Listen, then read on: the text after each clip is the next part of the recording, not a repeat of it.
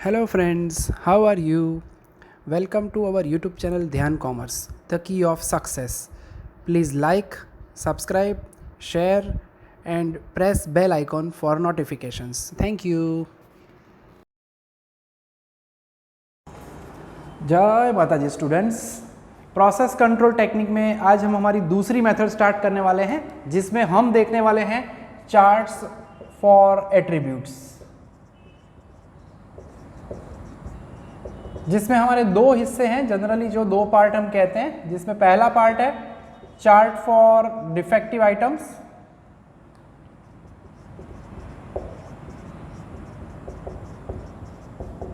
इसमें दो चार्ट रहते हैं हमारे पास, P chart and NP chart, जिसमें पहला जो है उसे हम कहते हैं पी चार्ट शॉर्ट में अगर कहें तो, या प्रपोर्शन ऑफ डिफेक्टिव आइटम्स कहा जाता है। पी यानी पी फॉर प्रपोर्शन ऑफ डिफेक्टिव्स, या फ्रैक्शन डिफेक्टिव भी कह सकते हैं, उसका चार्ट कहा जाता है। क्लियरली मेंशन किया जाए draw chart for fraction defective या प्रपोर्शन ऑफ डिफेक्टिव आइटम, तो हम पी चार्ट ड्रॉ करते हैं। अब ये P क्या है, तो it is nothing but proportion of defective item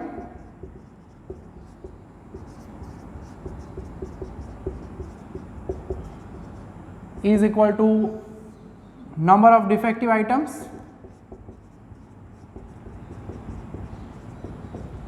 divided by number of items inspected in the sample. Naturally inspection sample में ही होता है, और इससे रिलेटेड हमारा प्रपोर्शन जो है P जो हम कहते हैं, और वो P डिफाइन किया जाता है P is equal to D by N। ठीक है, तो प्रपोर्शन ऑफ डिफेक्टिव आइटम को हम कहते हैं P, which is defined as D upon N। और जितने भी सैंपल्स हमें दिए जाए, हर एक सैंपल के लिए हम प्रपोर्शन ढूंढते हैं, और फिर उसके बाद हमें मिलता है हमारा P bar, that is sigma P upon M, और देन हम लिखते हैं हमारी कंट्रोल लिमिट्स। ठीक है, control limits for P chart. हमने कहा था जैसे कि दो चार्ट है, P chart and NP chart, जिसमें क्लियरली मेंशन किया जाए ड्रॉ पी चार्ट या draw chart for fraction defective या draw the chart of proportion of defective item, तो हम पी चार्ट ड्रॉ करेंगे। सेंट्रल लाइन CL, उसकी फॉर्मूला रहती है पी बार। देन आता है UCL, उसकी फॉर्मूला होगी P bar plus 3 into the square root P bar 1 minus P bar divided by N। LCL जो है वो होगा P bar minus 3 into the square root P bar 1 minus P bar upon N। ठीक है, तो जैसे हमारे एक्स बार चार्ट में होता था एक्स डबल बार प्लस A2R बार, LCL में होता था माइनस A2R बार, सेम वैसा ही हिस्सा है।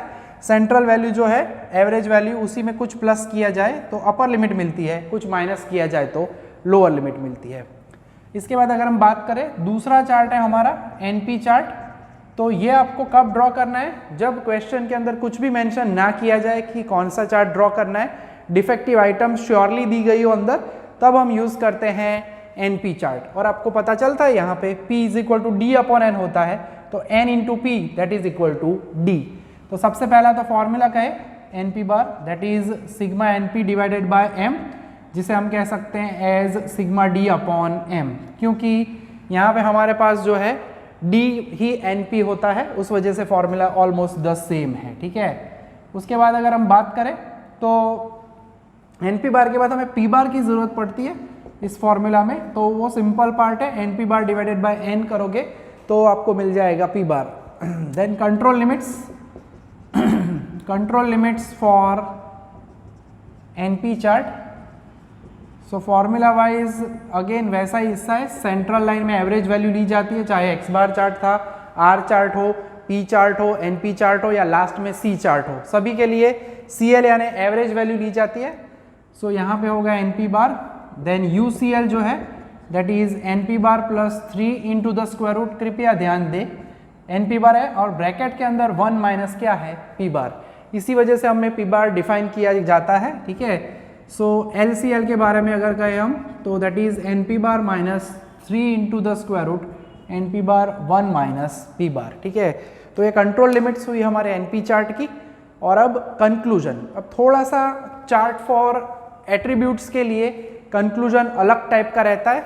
जनरली क्या होता है हमारे चार्ट में, आगे अभी तक हमने जो X bar chart, R chart में देखा, उसमें यहाँ पे कोई भी वेरिएबल हो, एक्स बार हो या आर हो फॉर एग्जाम्पल, उसके लिए हम कहते थे यहाँ पे होता था सैंपल नंबर, CL होती थी, देन अपर लिमिट होती थी UCL and then lower limit होती थी LCL। अगर सभी पॉइंट रहते हैं between UCL and LCL then production process is out of then it is under control. अगर LCL से नीचे चली जाए वैल्यू तो भी आउट ऑफ कंट्रोल, UCL से बाहर चला जाए तो भी आउट ऑफ कंट्रोल, क्योंकि वो क्या था, एवरेज वैल्यू x बार लेंथ होती थी, रेंज में भी वैल्यू होती थी, न्यूमेरिकल पार्ट था, तो वहां पे क्या है कि लेंथ ज़्यादा भी नहीं होनी चाहिए, कम भी नहीं होनी चाहिए, एवरेज वैल्यू के आसपास होनी चाहिए। अब जो चार्ट है वो थोड़ा सा अलग है, हमारा चार्ट जो है वो डिफेक्टिव आइटम्स का है यहाँ पे, या C चार्ट बाद में हम कहेंगे, वो डिफेक्ट्स का चार्ट है, यानी लेवल डिफाइन किया हो कि मिनिमम इतनी डिफेक्ट होनी चाहिए, अगर उससे कम डिफेक्ट हो तो તમે ધાર્યું હોય આનાથી ઓછામાં ઓછી આટલી ડિફેક્ટ હોય તો ચાલશે, એનાથી ઓછી ડિફેક્ટ હોય તો नेचुरली वो क्वालिटी बेटर मानी जाती है।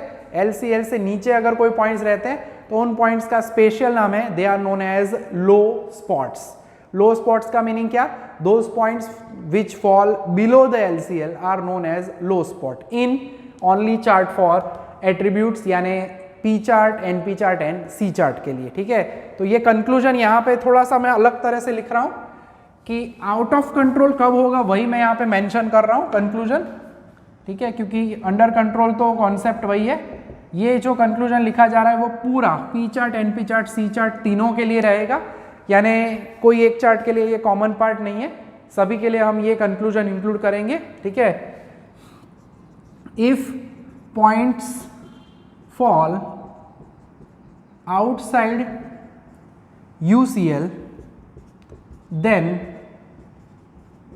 देन ओनली देन, खाली उसी केसेस में प्रोडक्शन प्रोसेस को हम क्या कहेंगे, इज आउट ऑफ कंट्रोल या नॉट अंडर कंट्रोल। ठीक है, तो अब याद रखना है आपको, चाहे कोई सा भी चार्ट हो, एट्रीब्यूट्स में P chart, NP chart, C chart तीनों के लिए पार्ट है कि अगर पॉइंट UCL से बाहर जाए तो ही उसे आउट ऑफ कंट्रोल का जिम्मेदार माना जाएगा, अगर LCL से नीचे है तो उसे हम इग्नोर करेंगे, उसको हम स्पेशली मेंशन जरूर करेंगे that it is a low spot. Short note में भी पूछा जाता है लो स्पॉट, मटेरियल की कॉपी में हमने शॉर्ट नोट्स बहुत सारी है इस चैप्टर में, वो दी है आपको, आप उसमें स्टडी कर पाओगे। ठीक है, तो अब हम देखते हैं हमारा पहला चार्ट 34 नंबर, जो कि P चार्ट है, क्वेश्चन में क्लियरली मेंशन किया गया है। P चार्ट के वैसे दो एग्जांपल है 34 और 35, जो कि हम आज के लेक्चर में ऑब्जर्व करेंगे।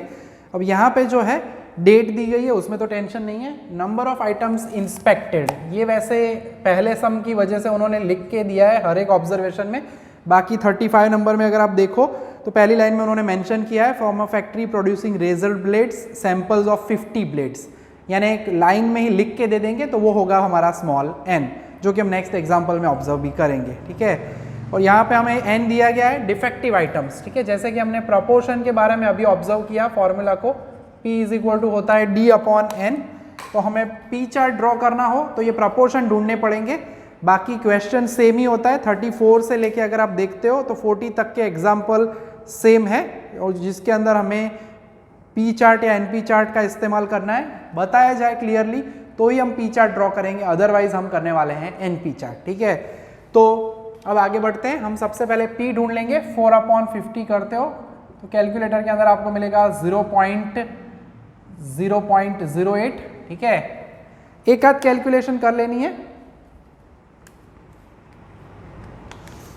4/50 0.08। ठीक है, उसी तरह से 0.16, 0.04, 0, 0.02, 0.04, 0.24, 0.16, 0 एंड 0.06 हो क्या रहा है, तो 4/50, यानी अगर मुझे इजी करना है तो मैं क्या करूँगा, 2 मल्टीप्लाई करूँगा ऊपर नीचे, तो ये होगा 8/100, यानी सीधा हो जाएगा 0.08। ठीक है, तो उस हिसाब से मैंने फटाफट डायरेक्टली काम किया है कि अगर प्रोडक्ट एक डिजिट में आ रहा है तो आगे 0 ऐड किया, अदरवाइज सीधा। आप मत करो ये, आप सीधा ही काम कर सकते हो। ठीक है, और अब इसका हमें टोटल करना पड़ेगा। ठीक है, टोटल ऑफ सिग्मा P, क्योंकि हमें P बार चाहिए होगा, हमारा चार्ट जो P चार्ट है उसके लिए, अपॉन m की वैल्यू 10।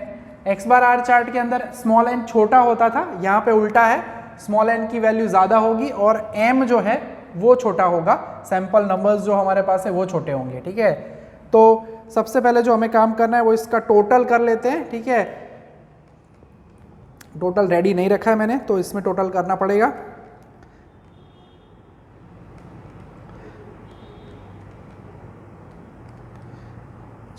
वो टोटल जो है वो हमें मिलेगा अब 0.8, यानी सिग्मा पी की वैल्यू हमें मिल रही है 0.8। ठीक है, कंक्लूजन हमने आगे बताया हुआ है पी चार्ट के लिए, NP chart and C chart, chart for defective items में या डिफेक्ट्स में एलसीएल के नीचे के पॉइंट्स को हम इंक्लूड नहीं करेंगे। So this is 0.08। ठीक है, तो हमारे पी बार हमें मिल चुका है। अब कंट्रोल लिमिट्स में हमें जाना है। ठीक है, तो control limits for P chart,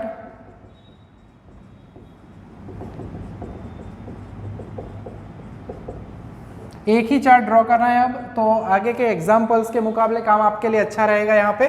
तो सेंट्रल लाइन CL जो है वो होगा पी बार 0.08। ठीक है, UCL में फॉर्मूला हमने बताई थी P bar plus 3 into the square root P bar 1 minus P bar upon n। सो 0.08 plus 3 into the square root 0.08 and यहाँ पे होगा 1 minus 0.08 divided by small n। खास ध्यान रखना है, जल्दी जल्दी में 10 मत लिखना, स्मॉल n यानी 50। यहाँ पे टेबल है, बाकी के सम में सेंटेंस में ऊपर ही दिया जाएगा। ठीक है, तो हर एक स्टेप दिखाने की वैसे ज़रूरत नहीं है, मगर पहला सम है ऑलमोस्ट कहे तो 2 सम में मैं दोनों में वैसे ये कैलकुलेशन दिखाऊंगा ताकि ज़्यादा सम है नहीं तो कष्ट ना हो। डिवाइडेड बाय 50 करता हूँ, फिर इसका हम निकालेंगे स्क्वायर रूट। ठीक है, और जो स्क्वायर रूट आता है 0.03, ये लिख रहा हूँ मैं पहले सम में 03836 है, तो 384, जिसे हम राउंड ऑफ तो 2 ही डिजिट में करने वाले हैं। तो 0.08 प्लस इनटू हमें करना है इसे 3.0384। ठीक है, तो वो मिल रहा है हमें 0.1152। ठीक है, सो UCL की वैल्यू अगर हम कहें तो UCL मिल रहा है, 4 डिजिट हम लिख रहे हैं, वैसे 2 डिजिट देखोगे क्योंकि बुक में तो ज़्यादातर वो 2 डिजिट का ही इस्तेमाल करते हैं। ठीक है, फिर भी यहाँ पे 5 की वजह से लिखा है, तो 0.119 हमने चौथा लिख लिया है, कोई कष्ट नहीं है। LCL में वही काम करना है। खास ध्यान रखना है, चार्ट फॉर डिफेक्ट्स हो या डिफेक्टिव आइटम्स हो, ठीक है, इसके अंदर LCL की वैल्यू माइनस नहीं हो सकती। क्यों नहीं? क्योंकि प्रोपोर्शन कभी नेगेटिव नहीं हो सकता, आइटम्स डिफेक्टिव कभी नेगेटिव नहीं हो सकती, नंबर ऑफ डिफेक्ट्स कभी नेगेटिव नहीं हो सकते। इसलिए यहाँ पे अगर आप देखते हो तो हमें आंसर मिल रहा है माइनस के अंदर 0.0352। अप्रॉक्सीमेटली आपको खाली याद रखना है, हम माइनस नंबर लिखेंगे ही नहीं, सीधा क्या लिख देने का 0। ठीक है, मैथमेटिकली माइनस आता है आंसर, मगर माइनस लिया जाता नहीं है। ठीक है, तो ये थोड़ा सा एडजस्टमेंट करना है, ये थोड़ा सा आपको याद रखना पड़ेगा। ठीक है, तो ये हो गया हमारा काम। अब हमें चार्ट ड्रॉ करना है, हमारा पी चार्ट। अब ध्यान रखना है पी बार चार्ट नहीं है, जल्दी जल्दी में गड़बड़ हो जाती है। खाली एक चार्ट है जिसके ऊपर बार लगता है और वो है हमारा एक्स बार चार्ट। उसके अलावा R chart, P chart, NP chart या सी चार्ट, उसमें कहीं पे बार नहीं आता। बार जो मिलता है वो उनकी सेंट्रल लाइन के लिए है, खास ये ध्यान रखना है। ठीक है, तो अब 10 ऑब्जर्वेशंस हमारे पास है एग्जैक्टली। एक्स एक्सिस पे यहाँ पे भी ध्यान रखना है, LCL की वैल्यू 0 है यहाँ पे, तो LCL यहाँ पे भी वैसे ही रहेगा। वाई एक्सिस के ऊपर जाना है, हमें वैल्यू कैसी लेनी होगी, तो वैल्यू देख सकते हो, सबसे बड़ी वैल्यू 0.24 है, बाहर जाता है 0.24, UCL 0.1195 है, 119, यानी सबसे बड़ी वैल्यू 24 है और सबसे छोटी वैल्यू तो नेचुरली 0 ही है। ठीक है, तो अगर 2-2 यूनिट लोगे तो भी चलेगा, 1 यूनिट लोगे तो चिंता नहीं है, मगर थोड़ा सा एंडिंग में गड़बड़ हो जाती है कभी कभी। तो हम क्या लेने वाले हैं 0.02, ठीक है, 04। तो प्यारे एग्जाम्पल्स हैं, मगर पी चार्ट के सम कम है।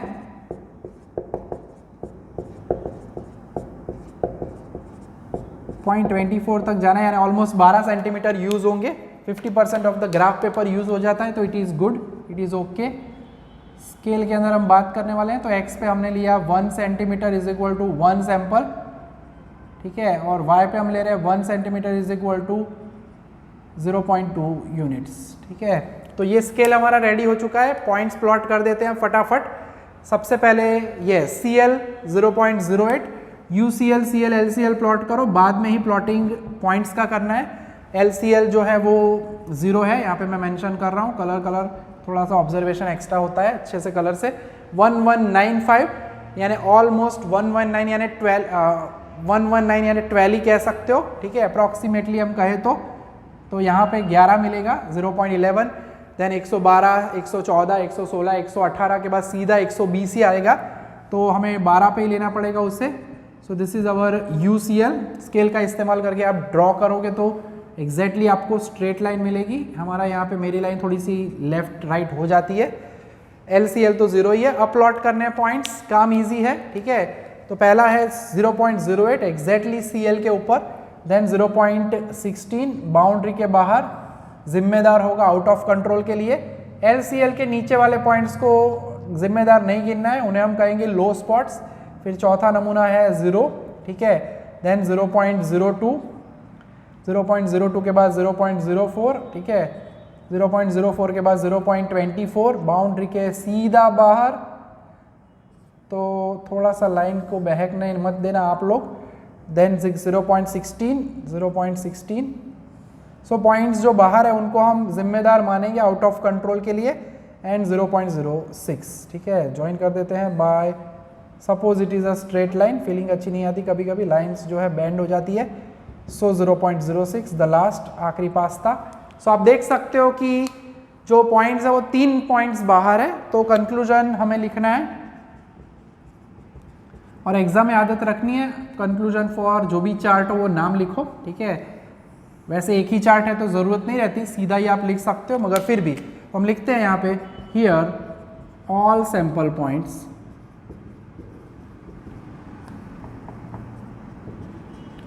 Fall between UCL।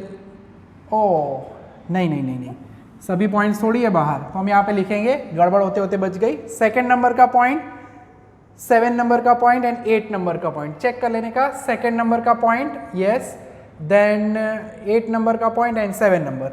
हियर सावधानी हटी, दुर्घटना घटी। Here sample number 2, 8, 2, then 7 and 8, 7, 8 fall. इसमें खाली आउटसाइड ओनली UCL लिखना है, खास ध्यान रखना, outside UCL। So production process is out of control, ठीक है। तो ये हुआ हमारा पहला सम इस चार्ट का। ऊपर नाम में लिख देने का P, और सैंपल नंबर्स भी रहना नहीं चाहिए, ठीक है, याद तो आ जाता है हमें भी। तो एक और अभी सम देखते हैं। अब देखते हैं हम सम नंबर 35। तो 35 नंबर के अंदर उन्होंने हमें दिया क्या है, हमें दिया है उन्होंने सैंपल नंबर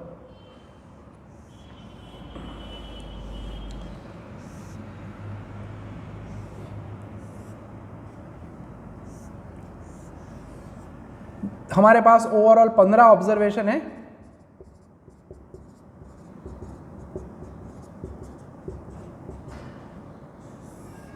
और हमें ड्रॉ करना क्या है, उन्होंने क्लियरली मेंशन किया है that from a factory producing razor blades samples of 50 blades are drawn, ठीक है। अब यहाँ पे याद रखना है स्मॉल n, आगे x bar chart R chart के अंदर स्मॉल n की वैल्यू 4, 5, 6, 3, 7 ऐसी वैल्यू होती थी। यहाँ पे सैंपल ज़्यादा होंगे, डिफेक्टिव चीज़ें उसमें से ज़्यादातर बहुत ज़्यादा नहीं निकलती, तो n = 50 सबसे पहले याद रखना है। और डिफेक्टिव ब्लेड्स दी गई है हमें, ठीक है। जो डिफेक्टिव चीज़ें होती है उनको हम कहेंगे D, ठीक है, जिसे हम NP भी कह सकते हैं, D = NP। फिलहाल मैं यहाँ पे लिख रहा हूँ ओनली D, ठीक है। अब हमारा चार्ट जो है क्वेश्चन में उन्होंने क्लियरली मेंशन किया है कि draw P chart and also obtained revise limits for the future production. अब रिवाइज लिमिट ढूंढनी कब है, लास्ट लेक्चर में भी हम कह चुके हैं, जब आपको मेंशन किया जाए क्लियरली कि ड्रॉ रिवाइज लिमिट, तभी रिवाइज लिमिट करनी, otherwise under control, out of control status लिख के, कंक्लूजन लिख के सम को छोड़ देना है। यहाँ पे मेंशन किया गया है तो हम रिवाइज लिमिट भी ढूंढेंगे, ठीक है। तो ऑब्जर्वेशंस हमारे पास रेडी है।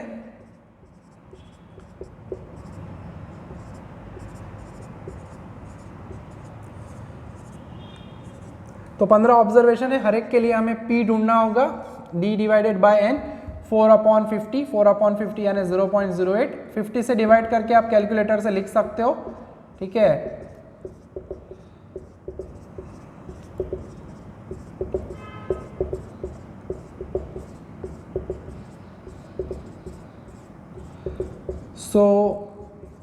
हमारी सभी वैल्यूज़ ऑलमोस्ट रेडी हो चुकी है और अगर हमें सिग्मा पी के बारे में लिखना है तो सिग्मा पी के लिए हमें ज़रूरत पड़ने वाली है हमारे कैलकुलेटर जी की, ठीक है। सो कैलकुलेटर करते हुए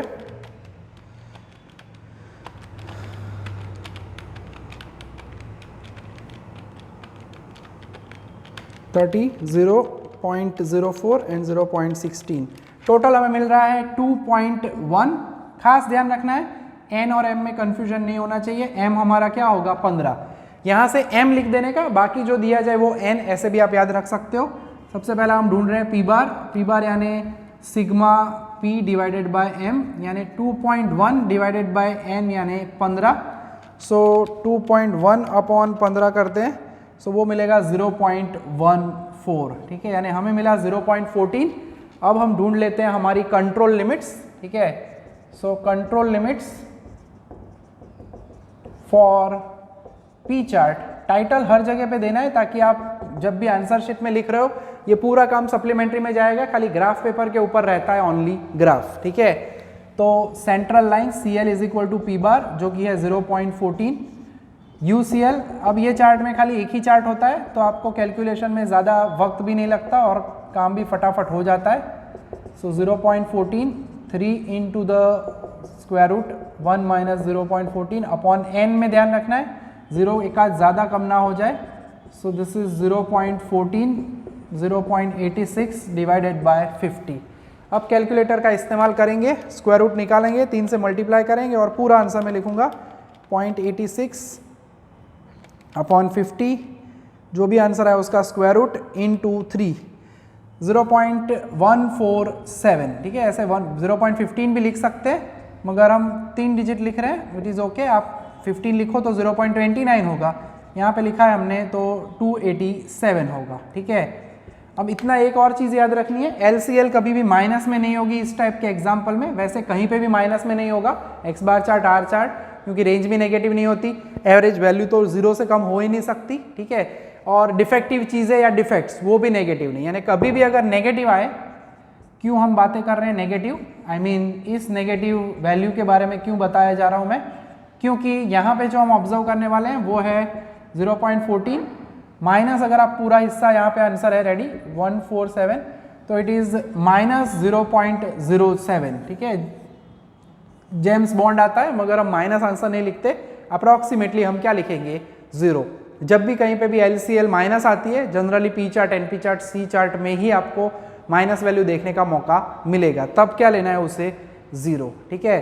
तो अब हम आगे बढ़ते हैं, अब हम करते हैं हमारे चार्ट का काम। 15 ऑब्जर्वेशंस हमारे पास है, ठीक है, उनको प्लॉट करेंगे अब हम, x axis y axis origin, पूरी जो प्रोसेस है हमारी वो उसी तरह से रहने वाली है, same to same without any hesitation. Samples हमारे पास 15 है तो 15 ऑब्जर्वेशंस को हम इंक्लूड करेंगे। आप ग्राफ पेपर पे करोगे तो एग्जैक्ट आपको मिलेगा, और वैल्यू अगर देखते हैं तो हमारी सबसे छोटी वैल्यू 0 है, LCL भी 0 है, और सबसे बड़ी वैल्यू अगर देखें तो 0.32 एंड UCL 0.287 यानी 29 कह सकते हैं। सो 32 तक जाना है और 0 से लेके, ठीक है। तो हम 0.02 का स्केल लेने वाले हैं, ठीक है, और उस हिसाब से आगे बढ़ेंगे।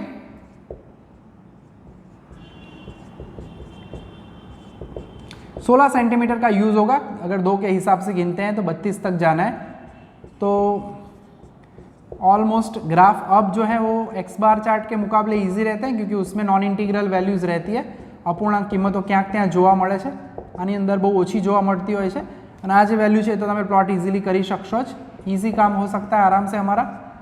सो पॉइंट्स रेडी हो चुके हैं। स्केल के बारे में अगर कहें, एग्जाम में खास ये भी ध्यान रखना है कि आप क्वेश्चन नंबर लिखना है यहाँ पे ऊपर, और नाम जो है आपका चार्ट का जो नाम है वो चार्ट का नाम भी लिखना है, क्योंकि कभी कभी एक से ज़्यादा चार्ट होते हैं तो चेक करने वाले को कन्फ्यूजन ना हो उस वजह से, ठीक है।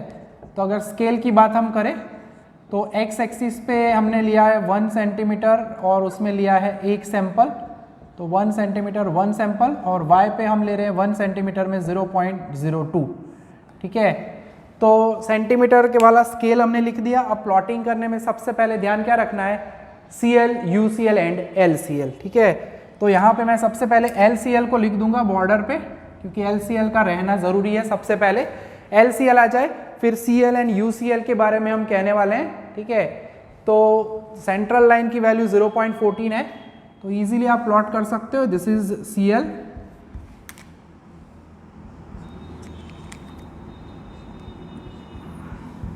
Generally UCL and LCL dotted line होती है, मगर एक्स एक्सिस पे हम डॉटेड नहीं करते।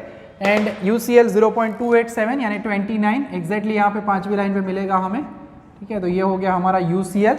और अब प्लॉट करने हैं पॉइंट्स को, बहुत ही ईजी काम है प्लॉटिंग में। तो वैल्यू में सबसे पहली वैल्यू है 0.08, देन दूसरी वैल्यू है 0.20। थोड़ा सा सावधानी से काम करना है, आपके पास स्केल और पेंसिल होगी तो करेक्शन अगर करना है तो भी इजीली कर पाते हो। सो 2 पॉइंट हो गए। तीसरा है 0.04, देन चौथा है 0.10, अप्रोक्सीमेटली 0.10 इधर है, देन 0.14, 5 नंबर का पॉइंट एग्जैक्टली लाइन के ऊपर है 0.14, देन उसके बाद कहे तो 0.32, थोड़ी लाइन बहक जाती है तो उसे एडजस्ट कर देता हूँ मैं, आप प्रॉपर स्केल का इस्तेमाल करना। देन आया हमारा छठा पॉइंट 0.32 बाउंड्री के बाहर, जिसकी वजह से प्रोडक्शन प्रोसेस जो है आउट ऑफ कंट्रोल हो रही है। देन उसके बाद सीधा 0.24 है, नेक्स्ट पॉइंट है 7 नंबर का पॉइंट 0.24, ठीक है। देन 0.24 के बाद है next is 0.10, observation wise 8 number का पॉइंट है 0.10, ठीक है। सो थोड़ा सा ऊपर नीचे होता है, एडजस्ट कर लेंगे आप, ग्राफ पेपर में प्रॉपर होगा ही। देन अगेन नेक्स्ट पॉइंट है 0.04, तो 9 नंबर है 0.04, ठीक है। प्लॉटिंग अगर आप नॉर्मली करते हो वैसे कोई कष्ट नहीं, 8th स्टैंडर्ड का बच्चा भी कर सकता है ये काम, खाली ये CL UCL का ध्यान रख के आपको काम करना है। 10 नंबर का जो पॉइंट है वो है 0.16, तो 0.16, ठीक है। देन 11 नंबर है 0.18, 11 इज 0.18। देन 12 नंबर का पॉइंट है 0.30, यानी ये भी जा रहा है बाउंड्री के बाहर। और 13 नंबर का पॉइंट है वो है सीधा 0, यानी पूरा जमीन पे आते हुए। Then 0.04 and the last point अगर हम कहें 15 नंबर का सैंपल वो है 0.16, ठीक है। तो ये हमारा पूरा हमारा ग्राफ रेडी हो चुका है। आप देख सकते हो कि 2 पॉइंट्स जो है sample number 6 and sample number 12, वो 2 पॉइंट्स हमारे जो है वो UCL से बाहर है, LCL से नीचे होने का तो कोई सवाल नहीं है। तो ऊपर के ये 2 पॉइंट्स की वजह से प्रोडक्शन प्रोसेस क्या होगी, आउट ऑफ कंट्रोल। और जब हमें पूछा जाए कि also find revise limit for future production, तो हमें उन पॉइंट्स को रिमूव करना है, जैसे कि लास्ट लेक्चर में हमने X बार R चार्ट में किया था। रिमूव करेंगे and we will find revised limits, ठीक है। तो सबसे पहले तो हमें कंक्लूजन लिखना पड़ेगा।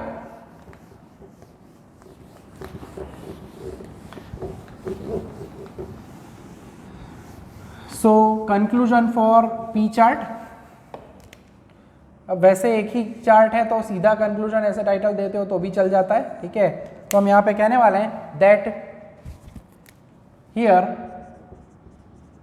Sample number 5 and 6 fall outside UCL, so production process, ये जो लिखने का काम है वो ग्राफ पेपर में नहीं करना है, आपको सप्लीमेंट्री में ही करना है। Production process is out of control, ये आप लिख सकते हो नॉट अंडर कंट्रोल, ठीक है।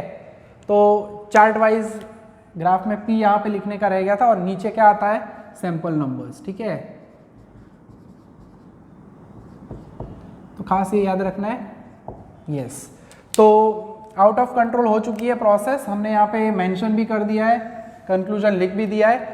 और अब उनके वर्ड्स का इस्तेमाल करेंगे, उन्होंने बुक में हमें कहा हुआ है। क्वेश्चन आप फिर से ऑब्जर्व करो, पेज नंबर है 123 पे दिया गया है, obtain revise limit for future production, ठीक है। तो हम टाइटल वैसे ही देंगे, फॉर फ्यूचर प्रोडक्शन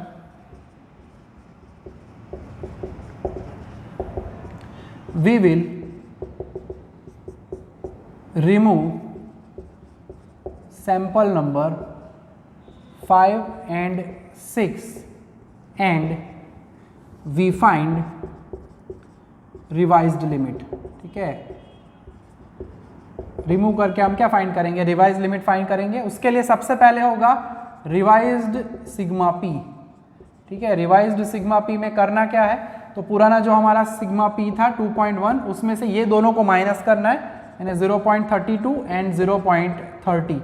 अब इसे माइनस करेंगे तो हमें आंसर क्या मिलेगा, सो 2.1 माइनस 0.32 माइनस 0.30, यानी वो मिलेगा हमें 1.48, ठीक है।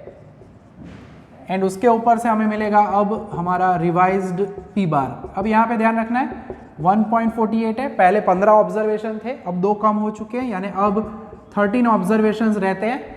सो 1.48 डिवाइडेड बाय 13, 0.1138 लिखा जा रहा है यहाँ पे। बुक में 4 डिजिट है इसलिए हम 4 डिजिट लिख रहे हैं, एग्जाम में कैसे पता चलेगा तो टेंशन नहीं है, 11 करके कैलकुलेट करोगे तो भी चलेगा, ठीक है। फिलहाल अब हम फाइंड करने वाले हैं हमारी कंट्रोल लिमिट्स। सो और वो कंट्रोल लिमिट्स होगी हमारी रिवाइज्ड कंट्रोल लिमिट्स, ठीक है। तो रिवाइज्ड कंट्रोल लिमिट्स, यानी बार बार रिवाइज्ड ना लिखना पड़े, रिवाइज्ड सीएल, रिवाइज्ड यूसीएल, इसलिए हम टाइटल में ही रिवाइज्ड कंट्रोल लिमिट्स लिख रहे हैं। तो सेंट्रल लाइन सीएल होगा हमारा न्यू पी बार 0.1138, फिर यूसीएल आएगा यानी P bar plus 3 into the square root P bar 1 minus P bar upon N, यानी 0.1138 plus 3 into the square root 0.1138। So procedure again वही है, वैसी ही है जैसा हम करते आ रहे हैं। एन 50 था, 0.1138 प्लस, अब ये जो काम है वो सीधा करेंगे हम, पहले 1 माइनस करते हैं 0.1138, तो ये अंदर का हिस्सा मिलेगा, फिर इंटू करना है।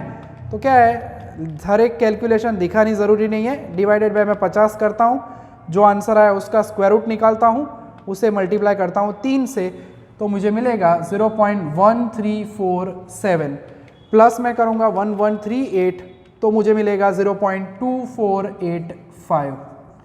तो ये जो मिला वो हमें मिला हमारी रिवाइज्ड यूसीएल की वैल्यू। और आप ऑब्जर्व कर सकते हो, हमें तो खाली यूसीएल को ही ऑब्जर्व करना है कि अपर लिमिट अब 24855 है और जो 2 पॉइंट्स थे हमारे वो जा चुके हैं और सबसे बड़ी वैल्यू 0.24 है, 24 इधर है और 2485 यानी यूसीएल हमारी ऊपर जाएगी। ग्राफ एक बार करना है हमें और ऑब्जर्वेशन करके ही हमें रिवाइज लिमिट के ऊपर से कंक्लूजन को लिखना है। तो अब जो है हम कह सकते हैं वो दोनों को रिमूव करने के बाद सबसे बड़ी वैल्यू 0.24 थी एंड नाउ प्रोडक्शन प्रोसेस जो है वो अंडर कंट्रोल आ जाती है, ठीक है। और एलसीएल की कैलकुलेशन भी दिखाना ज़रूरी है, इसलिए हम वो पार्ट भी अभी लिखेंगे एंड फाइनल कंक्लूजन आ जाएगा हमारा जो हमने ऑब्जर्व किया कि ये प्रोसेस के बाद, रिवाइज लिमिट के बाद प्रोडक्शन प्रोसेस जो है वो आ जाती है अंडर कंट्रोल, ठीक है। तो हम यहाँ पे लिख रहे हैं एलसीएल। नेचुरली आप देख सकते हो, आपकी आंखें आपको कह ही रही है कि एलसीएल 0 ही होगा। क्यों? क्योंकि ये है 0.1138, दूसरा हिस्सा जो अभी ये लेके आए वो है 1347, नेगेटिव तो लिखते नहीं है, ठीक है। सो फाइनली हम कह सकते हैं कि नाउ, अब हम पूरा कहेंगे now the remaining sample points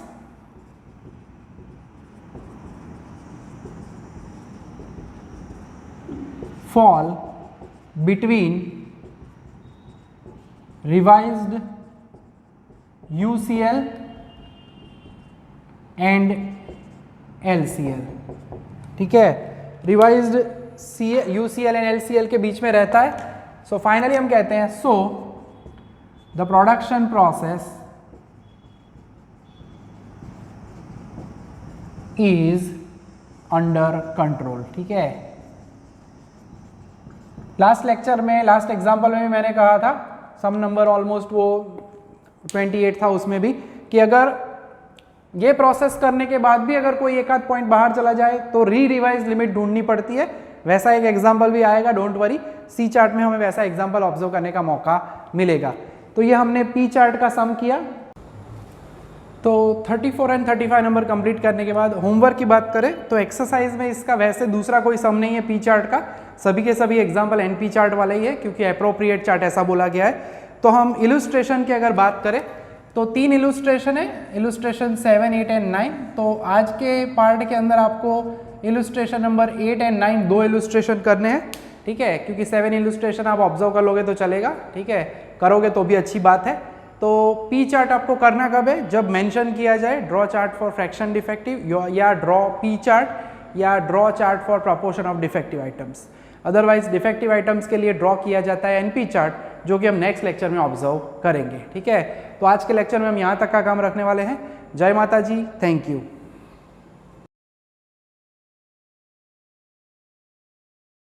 Please like, subscribe, share and press bell icon for notifications.